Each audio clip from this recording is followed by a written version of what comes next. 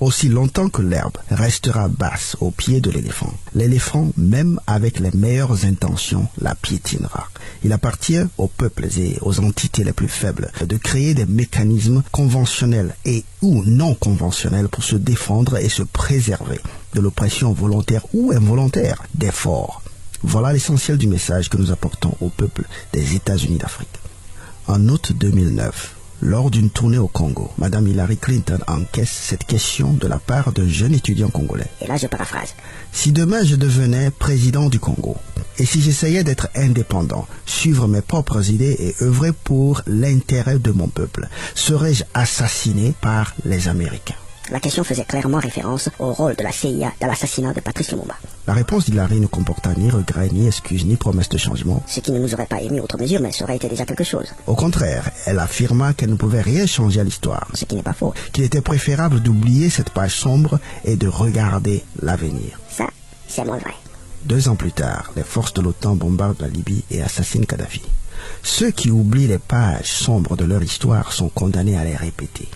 De quoi est-il question aujourd'hui? Aujourd'hui, nous allons parler de l'intérêt national. S'il y en a qui ne voient pas le rapport, patientez un peu, vous le verrez tout à l'heure. Mais avant tout, faisons le répertoire des forces en présence. Par ordre croissant d'importance ou de pouvoir létal, et retenez bien le mot pouvoir létal ici, nous avons le bas peuple, la basse armée, la bourgeoisie civile, la bourgeoisie militaire, le président, les nations, les forces et les institutions coloniales. Voici, dans toute relation, il ne faut jamais perdre de vue le rapport de force. C'est le facteur le plus important. En fait, à chaque fois que vous avez du mal à comprendre les comportements des gens dans une quelconque relation, employez-vous à élucider les rapports de force. Qui est plus fort que qui dépend de qui a peur de qui, et tout devient clair. L'homme ne fait rien d'illogique. C'est un être merveilleusement rationnel. Quel est donc le rapport de force ici? Eh bien, encore une fois, vous le connaissez déjà. Le bas peuple est soumis à la basse armée. La basse armée est soumise à la bourgeoisie civile. La bourgeoisie civile est soumise à la bourgeoisie militaire. La bourgeoisie militaire soumise au président et le président soumis aux forces coloniales. Dans des pays comme les nôtres, où le code pénal ou la constitution ne servent pratiquement à rien, les groupes faibles n'ont aucune voie de recours légale pour se défendre contre l'oppression des groupes forts. Les colons peuvent écraser nos présidents en toute impunité. Nos présidents peuvent écraser tous ceux qui sont en dessous d'eux en toute impunité, et ainsi de suite. Au bas de cette chaîne alimentaire se trouve un bas peuple qui n'espère même plus en un bonheur ici-bas.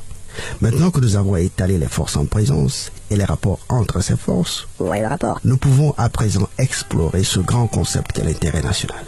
Notez bien ceci, l'intérêt national n'existe pas. C'est une abstraction, c'est impalpable, immatériel, virtuel, c'est très difficile à cerner, ok? Ce qui est plus facile à identifier pour chacun de nous, c'est l'intérêt individuel.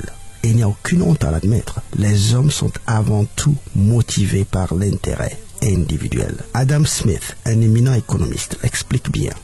La poursuite de l'intérêt individuel, ou cette tendance de chaque homme à chercher à améliorer sans cesse son sort, entraîne pour chacun un comportement qui a pour effet d'aboutir au niveau national à la meilleure organisation économique possible. C'est le fameux concept de la main invisible, un processus naturel par lequel la recherche par chacun de son intérêt personnel concourt à l'intérêt général. Exemple, au village, vous balayez votre cour et vos alentours. Votre voisin balaye sa cour et ses alentours. Le voisin du voisin balaye sa cour et ses alentours. À la fin de la journée, c'est tout le village qui est propre. Mais au départ, il n'a jamais été question de la propreté de l'ensemble du village. Seul l'intérêt individuel est réel, palpable. Il est donc irréaliste, très illusoire, hyper naïf d'espérer et même d'exiger que votre président, brusquement, pour la simple raison qu'il est devenu président, ne poursuive plus son intérêt individuel, mais qu'il poursuive seulement l'intérêt national. Votre président est comme vous.